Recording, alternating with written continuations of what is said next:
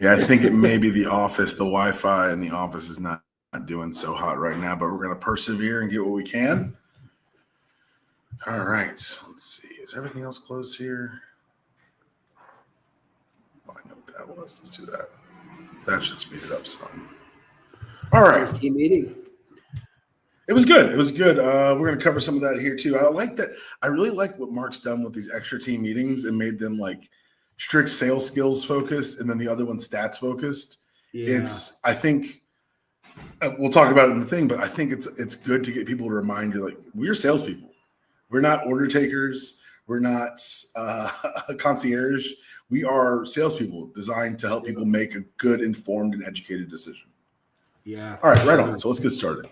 Good morning, Keller Williams in town. It's the first Tuesday of the month, and you know what that means. It means your latest edition of Shelter Scriptology is here, and that means that you have yet another opportunity to hear from one of the top producers in your office share the preparedness that these real estate rock stars bring to their business every day. Today, we've got Frank Brockway to the podcast. I'm particularly excited to talk to Frank because every time I talk to him, I learn more than I thought I could. He brings not just the expertise, the transaction side of things, but the depth of trust he's able to engender from his clients. Not only makes him their go-to for all questions in the transaction, but also turns buyers and sellers into cheerleaders for his business, acting as an unpaid advertising force for the amount of good he's able to bring into their lives. Good morning, good sir. How's it going? Wow, amazing. That's maybe the best introduction I've ever received. Thank you. I'm going to try to live up to it. It's well earned. It's so funny because when I do these with people who either are like you and I have talked more than once, and we've sat down and had lunch a couple times, but I always go to your reviews. I want to see what other people think about you. And to a man, each one was like, he helped me with a transaction, and then he helped me with a build, or he helped me with navigating something else. It's you're able to bring the whole breadth of the home expertise to them. And I think that's really unique and really special. So first of all, thanks for doing this with us. Thanks for sitting down for a half hour. I'm not going to take up too much of your time. Last week, I got to sit down. They did in the office, there was a event, realtor speed dating, where we had some experts in different subject matters sit down and kind of share their expertise. Your talk was about seller side objections.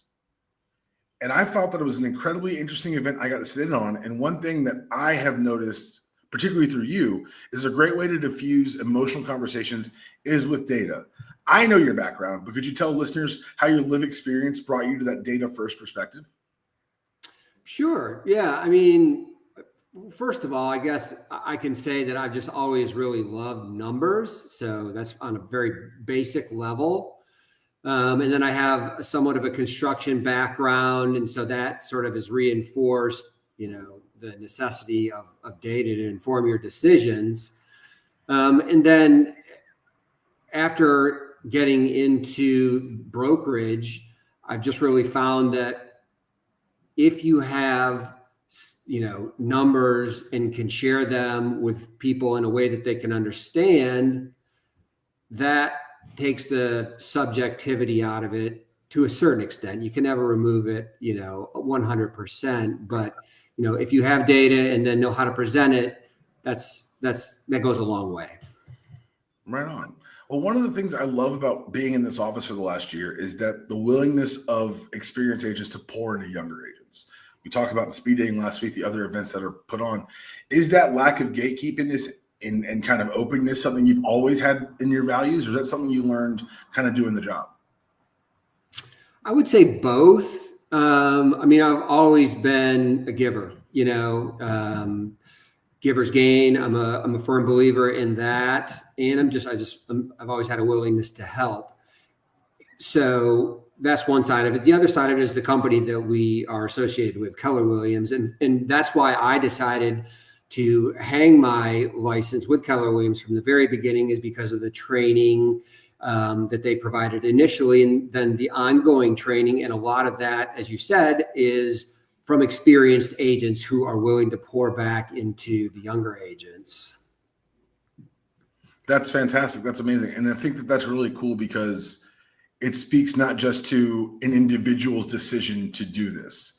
It speaks to a larger structural thing that's put in place, that this is how we grow. These are our values. These are the values we live and the values of which we want to lead the next generation of real estate agents. I think that's fantastic.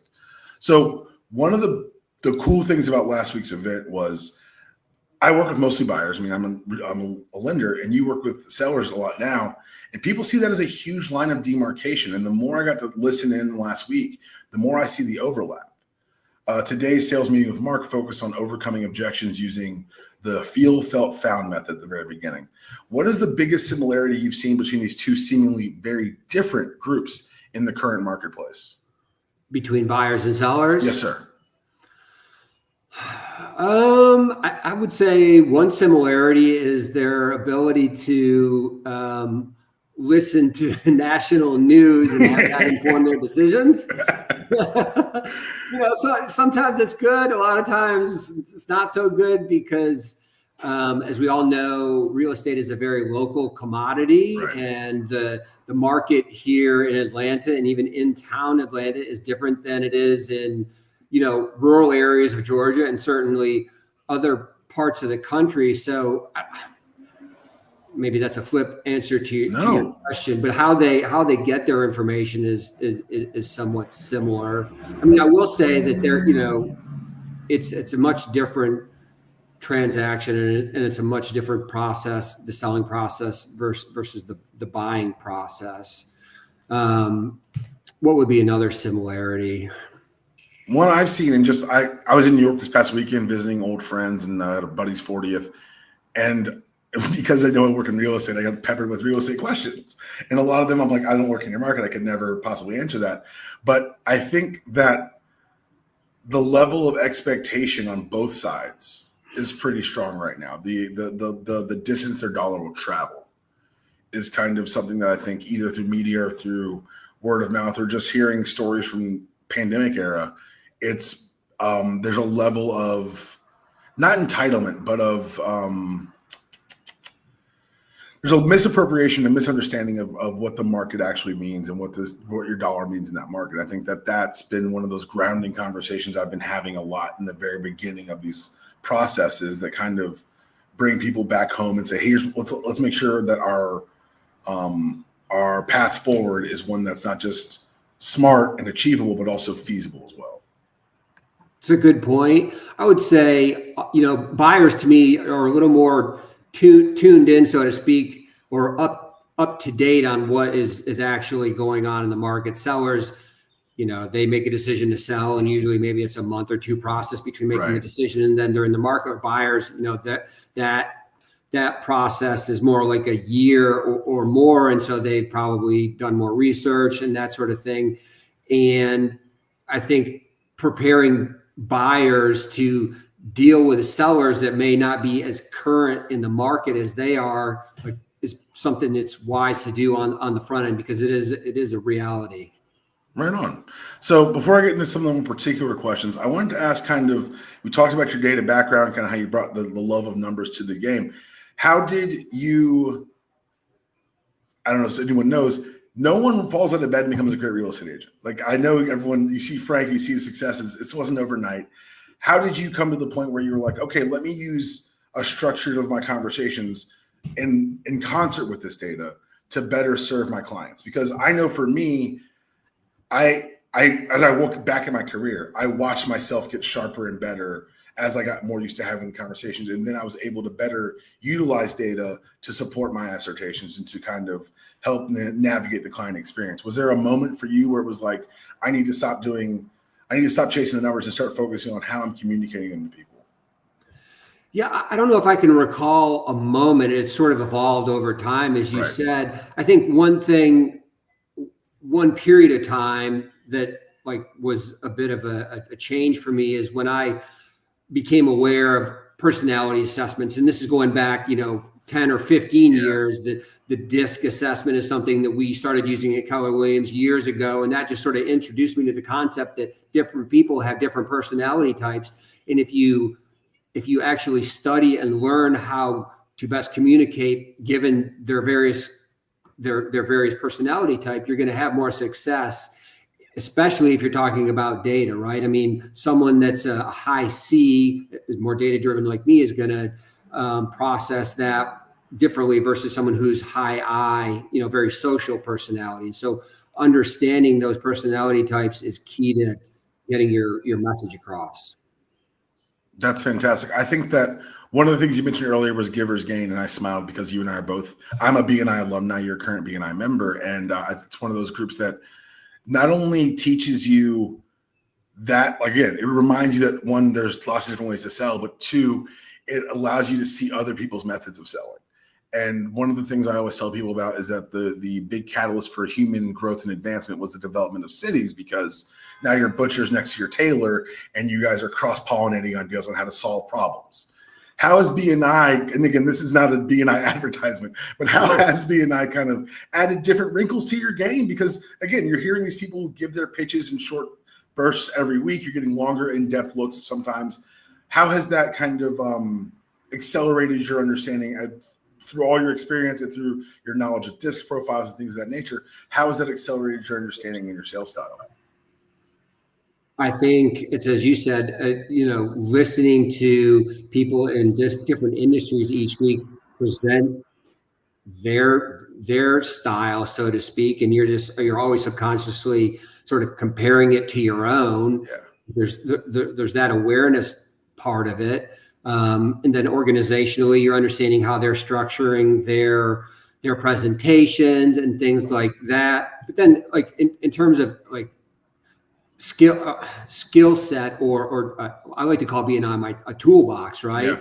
Is like internalizing what all these various people in different walks of life, accountants, insurance people, attorneys, tradespeople, like just understanding what they do helps you help your clients. Having some understanding of a broad knowledge base in and of itself makes you of more value to your clients. I will say this, the two biggest things I took from BNI was, one, everyone's a referral source. Everyone you meet every day knows someone who, guess what? We all need housing. We all need somewhere to live. We all need a roof over our heads. And so that was one. But two, like you said, I was able to pick up and kind of add to the toolbox certain things that I had never thought about it this way, or I'd never thought about communicating something that way. And that helped me honestly be a better salesperson for my clients and help them through the process even better. Fantastic. So I found that scripting and practice conversation is to demonstrate confidence in an arena, and that data is a fantastic anchor point to recenter that client on the goal you agreed on from the jump. We talk about mutually agreed upon facts. People aren't buying a home because of a rate. They're buying a home because of lots of other reasons. The rate is something that can be a hurdle in their way. I want to go through a couple of scenarios and kind of walk through them with you and see how you would approach it, if that's okay. Let's do it. Right on. So let's start with the seller side. Start with your bailiwick. A client's focus on what he thinks his house is worth versus your analysis.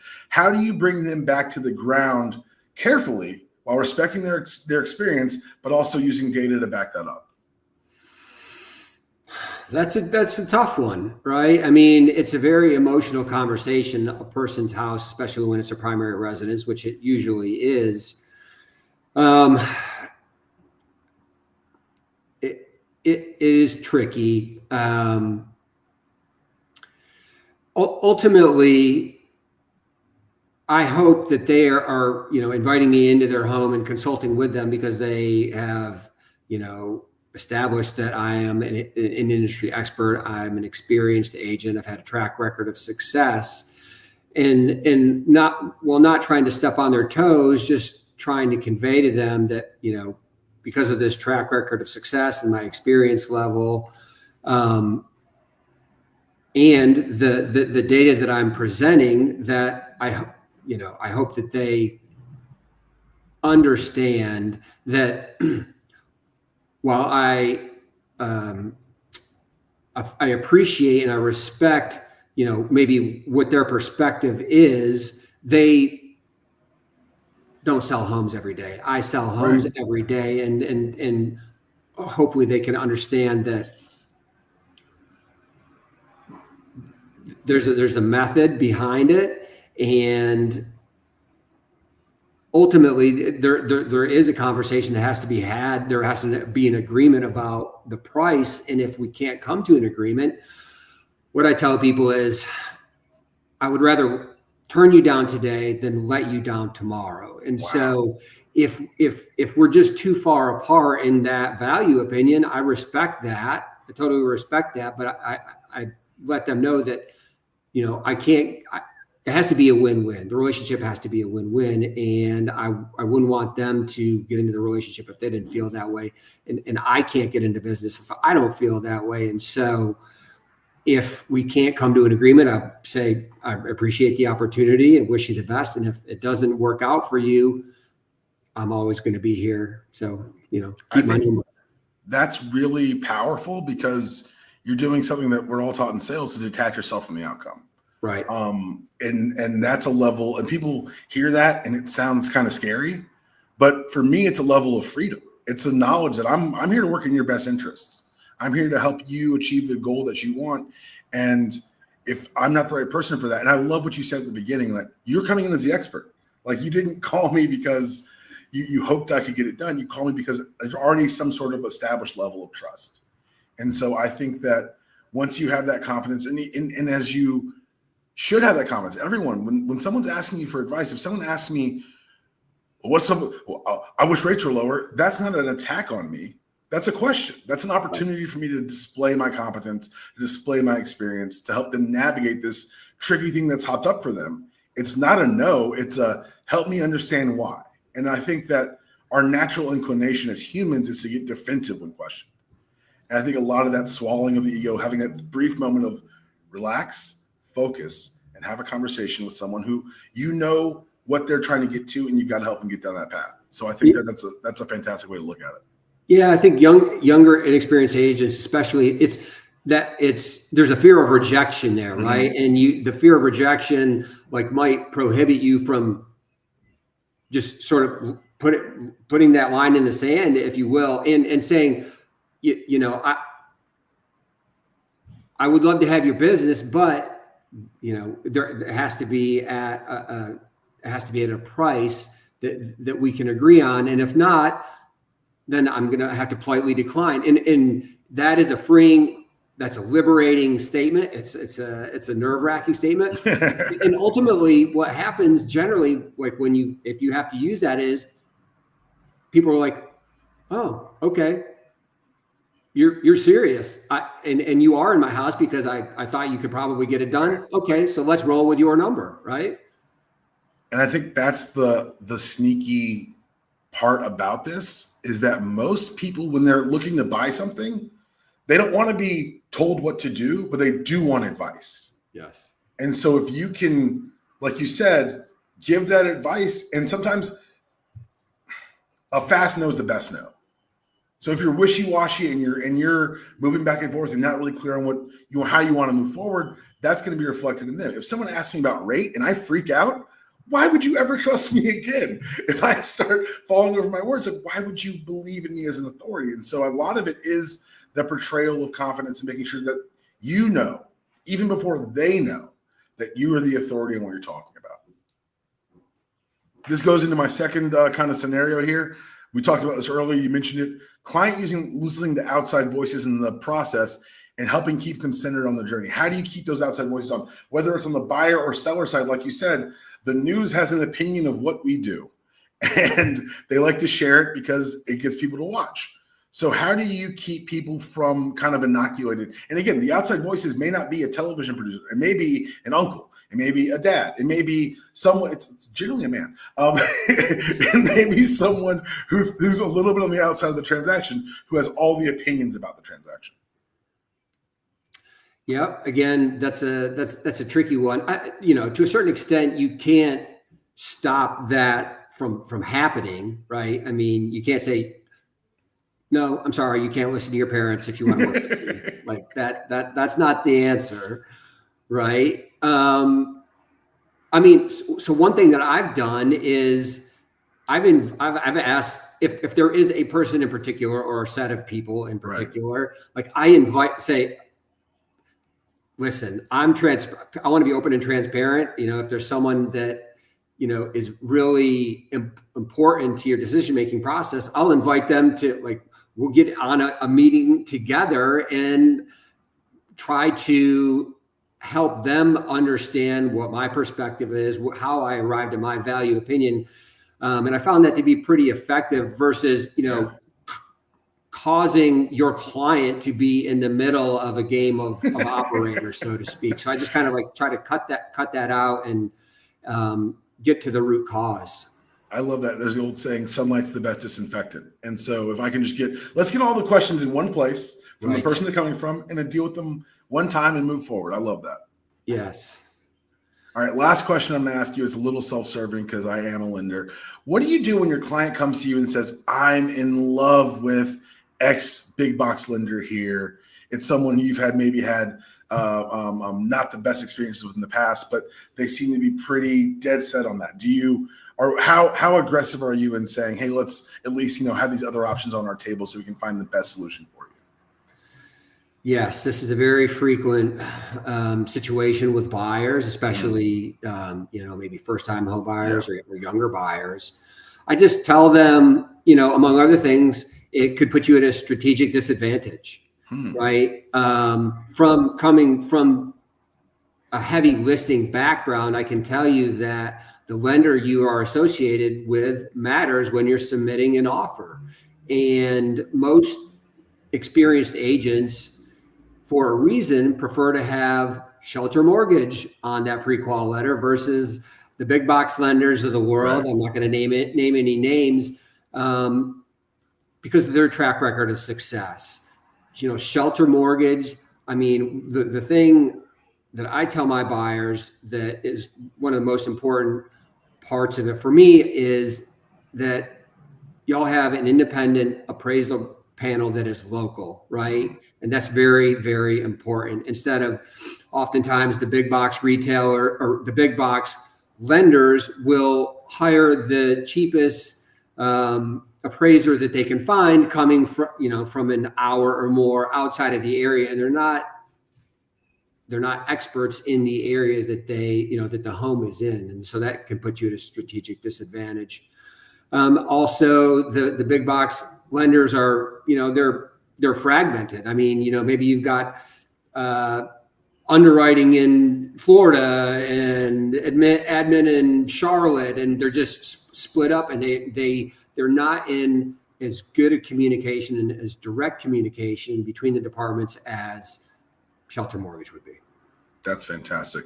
Well, I appreciate you taking the time. I did want to ask one more thing. So doing this every month for me has been super beneficial. It allowed me to I've got scripting partners inside my own sales team now because I've seen the value of these practice conversations. If there's someone listening right now who is maybe getting started or has never really taken this as seriously, maybe as the scripting as they could, how would you advise finding a scripting partner? Because you and I talked earlier about how open and willing to help this office is. How would you advise them going about finding a scripting partner within our own office? My advice would be is if you're not doing it already, show up in person to the weekly team meetings, meet people, right? And then, right. And some of those people you're going to meet are in the same situation as you are. Maybe they're newer agents. Yeah. They're looking for a scripting partner. So the more people within the office, the more likely, either they are interested in getting into scripting with you, or they might know someone who is. So you got to show up, right? It's amazing how revelatory meet people has turned into being. It's sales. In 2025. You need to meet people. You're going to have to talk to people. You're going to have to get out there in the person and actually interact with people. These are your clients. This is how we're going to build our industry and build your business going forward. Frank, thank you so much for taking the time. I'm going to respect yours, and I'm going to head up some caravans and say hi to some people. And like you said, go out and meet some people today. But I really appreciate you taking the time this morning. My pleasure, Daniel. Thank you. All right, man. You have a great day. You too. Bye now. All right. Stream is over.